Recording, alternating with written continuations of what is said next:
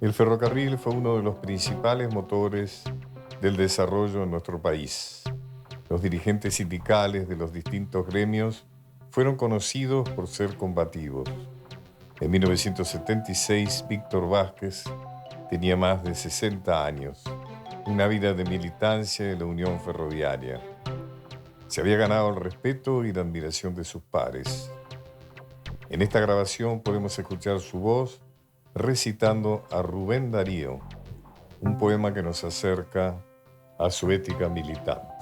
El varón que tiene corazón de lis, alma de querube, lengua celestial, el mínimo y dulce Francisco de Asís, fue en busca del rudo y torvo animal.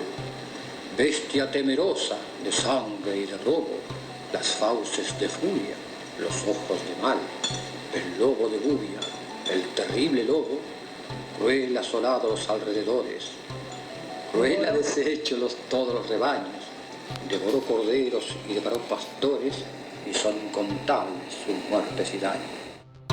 Yo me llamo Leonor Vázquez, mi padre es Víctor Vázquez, ferroviario desaparecido el 4 de junio de 1976.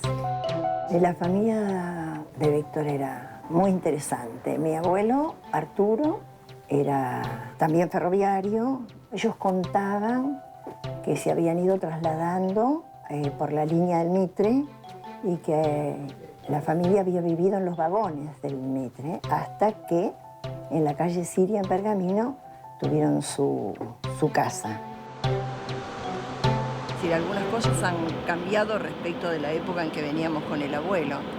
Por ejemplo, a la derecha hay labrados en la pared, tallados, como si fueran bajo relieve, unos arcos enormes, ponele que deben tener, qué sé yo, 3,5 metros más. Sí. Y en esos lugares estaban avisos postales, digamos, de cada una de las provincias, paisajes de Córdoba, de Rosario, de Santa Fe, de Tucumán, era todo así como promocionando los viajes a esos lugares. Los distintos lugares donde pasaba el ferrocarril. Exacto, a donde llegaba. ¿Eso ya en la época que se había nacionalizado?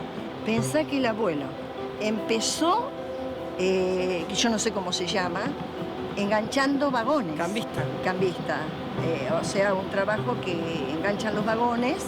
Medía un 85, una cosa increíble tener que meterse ahí abajo de los... Peligroso, además, porque hay que enganchar y salir rápido porque pega el tirón la máquina. Después trabajó en Punta Chica, que es la línea que va a Tigre. Que iba a Tigre. No, eso es el tren del Bajo, me parece. Lo que, bueno, ahora que después sé yo, clausuraron, que ahora es el tren de la costa. Bueno. Iba al por el canal de San Fernando. Bueno, ahí era guardabarrera. Después pasó a trabajar en las estaciones. Lo que yo me acuerdo es cuando iba a la escuela primaria a Belgrano R. Ahí ya era auxiliar. Ahora, para pasar, Pablo, para pasar de un puesto a otro, sí, había que primero esperar que estuviera la vacante que se publicaba. Ah, mira. Publicaba la vacante y entonces vos te anotabas, te presentabas y dabas examen. Y si aprobabas, bueno, te daban esa vacante. Fuimos compañeros de trabajo, de militancia y de trabajo, porque los dos éramos ferroviarios. Y de militancia, porque yo militaba en el Partido Comunista y él también. Creo que desde muy joven empieza a pertenecer al Partido Comunista, sí. Pero digamos que su mayor actividad fue gremial que política. Se trataba de aumento de sueldo y el problema ferroviario, él iba a tratar los asuntos de la Unión Ferroviaria, ¿no? Con el personal de Ferrocarriles Argentinos, los convenios colectivos de trabajo. Él tenía una claridad, una sabiduría, porque él recorrió muchos países, leía muchísimo, muchísimo. A él de ferrocarriles no le puede decir nadie qué es lo que no es. Él lo sabía y lo explicaba, lo analizaba y se lo daba a entender. En las asambleas había que ver. Era cátedra que daba en ella.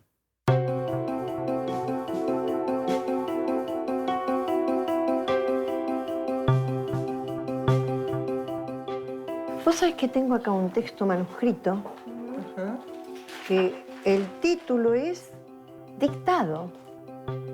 Este itinerario deja sin efecto los anteriores. Las horas impresas en tipos delgados, blancos, indican la hora que el tren debe pasar. O sea, todo manuscrito este pedazo, mira qué lindo. ¿Que lo escribió el abuelo? Sí, manuscrito por el abuelo. ¿Ah? Son un montón de páginas manuscritas. Parece que fuera como un examen, ¿puede ser, tío? ¿Un examen esto? Te exigía cuando vos pasabas una categoría 2, o no tenías los exámenes rendidos, porque para ser auxiliar ya tenías que conocer el telégrafo oído. Y después fue haciendo toda la escala, dando examen para llegar, que su último cargo fue segundo jefe en la estación Retiro Mitre. Se desligaban los ingleses de los ferrocarriles y lo dejaron en un estado calamitoso. Había que trabajar con alambre, atar con alambre, donde viajaba gente, no animales. Los ferroviarios de entonces cuidaban el material rodante, no se permitía que se pintaran los vagones, que no se atentara con, ¿te das cuenta? Era una cosa que se tomaba como algo propio de los trabajadores y de la nación. Había un sentimiento de identidad nacional y de patria, que era lo fundamental. Cuando había huelga en el ferrocarril, generalmente lo llevaban detenido. Sí, algunas veces se lo han llevado directamente del trabajo. Otras veces venían a buscarlo acá. Estuvo preso en el año 34, 35, 41, 45, 51, 57, 58, 60, 61 y por ahí se me escapa alguno. Cada vez que estaba preso quedaba cesante. Entonces debían reincorporarlo. Eso era todo un trámite, pero además la cesantía suponía la falta de ese sueldo en la casa. Decir que había mucha solidaridad de parte de los ferroviarios. El Estado argentino, a partir del primer peronismo, en realidad a partir de la década del 30, asume una cantidad de nuevas funciones que le dan mayor injerencia, por ejemplo, en las actividades económicas. A partir del 45 y un poquito antes también, protecciones sociales que se van ampliando. Es esa especie de lo que se llaman, desde el 45 al 75, los 30 años gloriosos del Estado benefactor. Frondizi fue el que el que bajó la bandera de largada de la colonización y la destrucción de la industria nacional y sobre todo los servicios públicos. El plan de Frondizi fue destruir los ferrocarriles. El desarrollismo que él pensaba era destruir los ferrocarriles. Creo que el plan Larkin viene cuando está Frondizi y cuando está el benemérito Alzogaray en el Ministerio de Economía. Entonces empiezan a desmantelar el ferrocarril. Éramos más de 120.000 trabajadores en todo el país, de distintas categorías, distintas ramas. Y después no quedaron a 20 ni 25.000. Participa de un movimiento en defensa del patrimonio nacional que se llamaba Modepana y que luchaban no solo por los ferrocarriles, sino por el resto de las cosas que nos pertenecían y que empezaban ya a ser desguazadas, ¿no? A ser desmembradas. Aún los que no pensaban como él los respetaban todos, los ferroviarios, los trabajadores. Por eso lo eligieron siempre dirigente a él, porque era insobornable, era esclarecido, conocía los problemas del transporte ferroviario en el mundo, conocía muchísimo de ferrocarriles. Y tenía muy claro que las injusticias no miraban de qué color era cada uno, si era radical o si no era, si tenía partido, si no era, si era religioso o no lo era, sino que la injusticia y la miseria, el dolor, abarcaba a todo el mundo. Entonces que la lucha era por todos. No obstante eso, por discrepancias de carácter ideológico seguramente, forma parte de la fundación de la CGT de los argentinos, frente a otra CGT que era un poco más, digamos, entre comillas, conformista con lo que pasaba. Los sindicatos que estaban combativos, que habían sido intervenidos, que era precisamente la Unión Ferroviaria, no podían intervenir en el Congreso, enviar delegados al Congreso Anual de la CGT. Entonces los gráficos, la Unión Ferroviaria, la Fraternidad, muchísimos sindicatos decidieron crear la CGT de los argentinos, en lo cual estaba Agustín Tosco, Víctor, estaba Ongaro. Por la idea de que se avecinaba un golpe hasta podía parecer normal si uno piensa en la clave de los años anteriores. Desde el 55 al 75, en esos 20 años, en esas 2 décadas, la generación que crece, que se desarrolla y protagoniza la política de aquellos años, es una generación formada, forjada, criada, educada en la inutilidad de la democracia. Él no estuvo nunca con los golpes, pero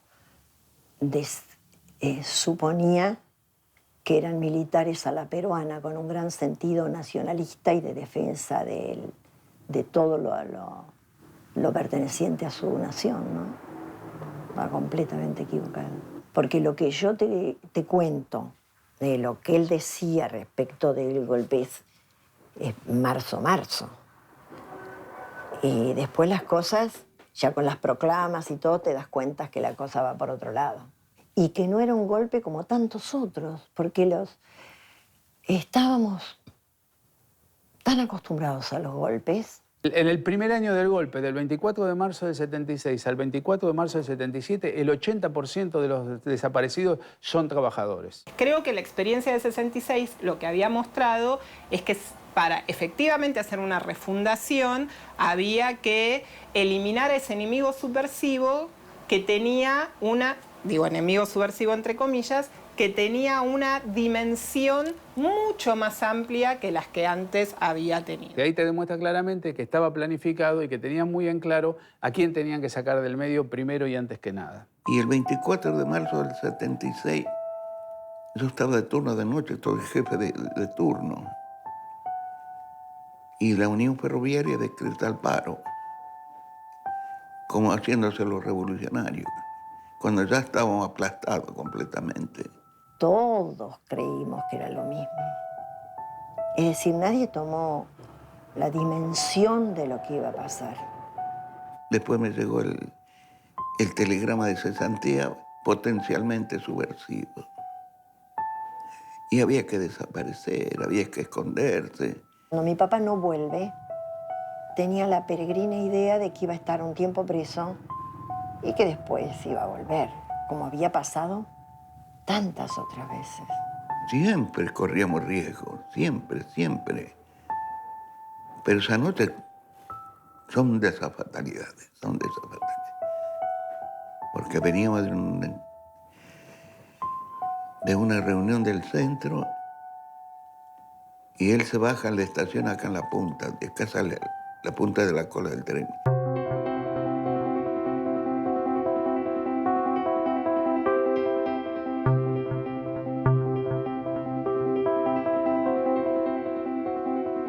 Esto pertenece a la línea Mitre, que va a Suárez.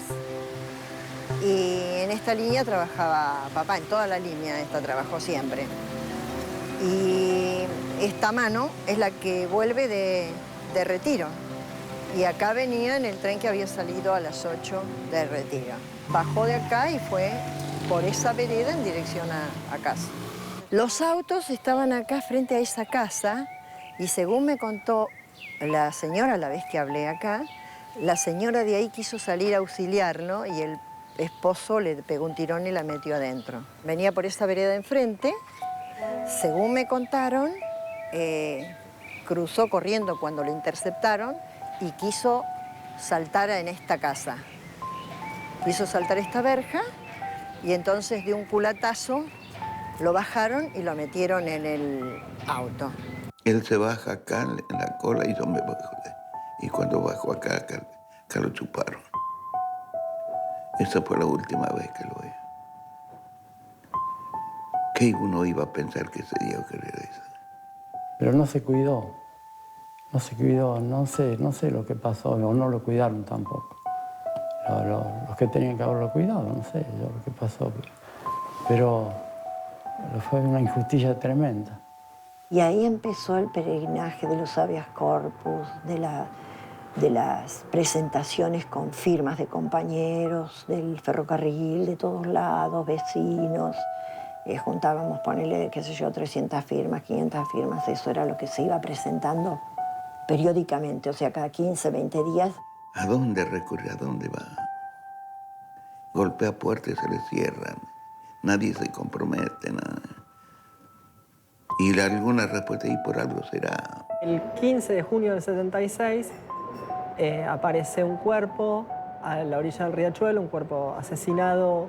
Estaba con los ojos vendados, amordazado, con las manos atadas atrás y que tenía un sinnúmero de disparos. No recuerdo el orden, pero eran 10 de un lado, 15 del otro, bueno, una cosa espantosa. Se hace la autopsia y se libra oficio a la policía de la provincia de Buenos Aires y a la Policía Federal. Se ordena el entierro del cuerpo como NN y se ordena además el archivo de las actuaciones. En el año 98 se pide a la policía de la provincia de Buenos Aires, a través de los archivos microfilmados de las fichas cadáver. Y eso estaba cruzado a pulso por alguien, manuscrito, que decía: resultó ser Víctor Vázquez, nacido en Campana, el 21 de agosto de 1915, hijo de Arturo Vázquez y de Acracia López. O sea que ellos identificaron perfectamente quién era. A raíz de esta identificación que la policía de la provincia había hecho, porque el abuelo había estado preso varias veces, por razones políticas naturalmente, eso determinaba que tuviera prontuario, entonces al enviarles las huellas digitales lo reconocieron inmediatamente. De todas maneras lo enterraron como NN. Entonces, digamos que lo desaparecieron 2 veces. Una vez vivo, después lo encontraron, no obstante lo volvieron a enterrar como NN. En el año 98 nos llaman del equipo argentino de antropología forense, le llaman a mi mamá y le comentan que se logró reconstruir el destino final de él. Entonces los antropólogos nos dicen que el juez está llevando esa investigación para poner en la partida, hacer una partida de defunción y poner por desaparición forzosa. Y eso es lo que nos entregan mucho después, ¿no? Y digamos, eso hace medianamente un cierre de esta peregrinación. Después de jubilarse, Víctor Vázquez podría haberse alejado de la política.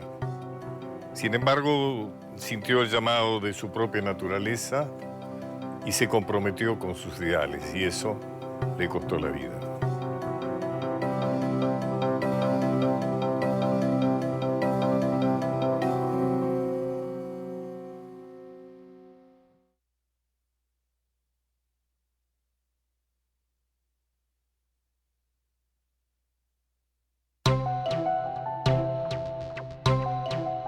Los capítulos de esta serie dan cuenta de algunos casos del accionar del terrorismo de Estado, también del deseo vital de nuestra sociedad de recuperar la memoria histórica ligada a los derechos humanos. En este sentido, las madres y las abuelas de Plaza de Mayo son pilares fundamentales en este camino recorrido, pero del que queda mucho por recorrer todavía. Con respecto a los legajos, sinceramente, esto que se les ocurrió a este grupo queridísimo de chicas y chicos, para mí chicas y chicos, de PAMI, fíjate que con eso ellos están cumpliendo con las 3 patas de nuestra lucha: memoria, verdad y justicia. Al ir a buscar los legajos, se hace memoria, se los rescata, se sabe la verdad. No porque no se presentó a trabajar, porque nos desaparecieron, la verdad, la palabra justa, y se pide justicia. Así que realmente yo no hago más que agradecerles esta idea que tuvieron y la llevaron a cabo, ¿no? Yo les doy las gracias, pero no solamente yo, las madres, las abuelas, los familiares, y muy especialmente Yo les doy las gracias en nombre de aquellos por los cuales llevamos el pañuelo blanco, ¿no? La labor de la Comisión de Trabajo por la Recuperación de Nuestra Identidad se ampara en el decreto 1199 del año 2012 de la presidenta Cristina